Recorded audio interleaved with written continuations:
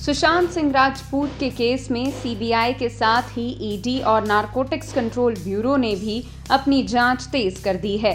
एक तरफ narcotics control bureau रिया चक्रवर्ती, उनके भाई शौविक, सामिल मिरांडा और ड्रग डीलर्स के बीच के रिश्तों को खंगाल रही है। दूसरी तरफ सीबीआई ने भी मंगलवार को रिया के पेरेंट्स से पूछताछ की, जबकि ईडी ने रिया के फ्रेंड और होटल मालिक गौरव आर्या से ड्रग चार्ट पर पूछताछ की। सुशांत सिंह राजपूत के परिवार के वकील वरुण सिंह ने कहा, बुधवार शाम 7 बजे मीडिया से बातचीत करेंगे।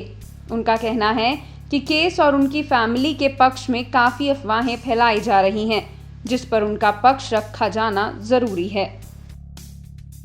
जी देखिए, अहम चीज तो जो हमारी तरफ से जो हमने फाइल करना था, हमने तो केस हमारी तरफ से फाइल हो ही चुका है। अभी के टाइम पे इन्वेस्टिगेशन चल रहा है, उसके बारे में तो हम ऑब्वियसली कुछ कह नहीं सकते कि वो तो इन्वेस्टिगेटिव अथॉरिटी से आपको जो चीजें लाएंगी बाहर, उससे ही पता चलेगा।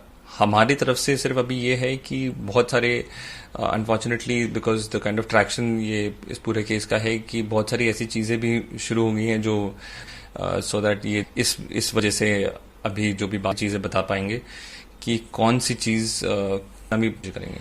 आज सुशांत सिंह की तीनों रिलेटेड कोई जानकारी या कुछ?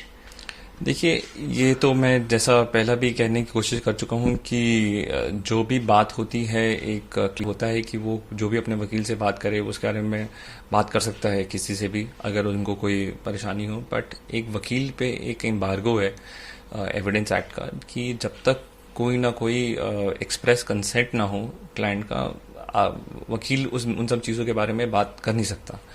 तो इसलिए अभी मेरे लिए बहुत ही प्रीमेच्योर होगा कुछ भी कहने के लिए।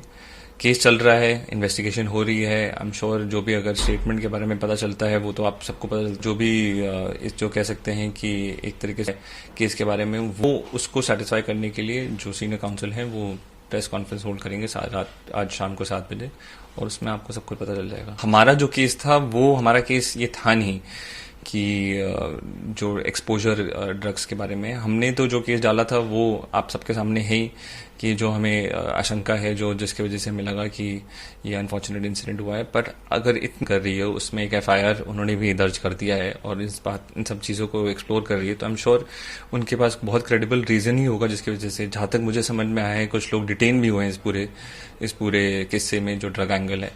तो अगर कोई डिटेन हो रहा है तो आई एम श्योर किसी की पर्सनैलिटी इसी बात पे होगी जो रखी गई है, साइड में रखी गई है, वो इसी बात पे रखी गई है क्योंकि कोई बहुत ही क्रेडिबल इन्फॉर्मेशन होगा जिसकी वजह से इन सारी चीज़ों पे इन्वेस्टिगेशन हो रहा है।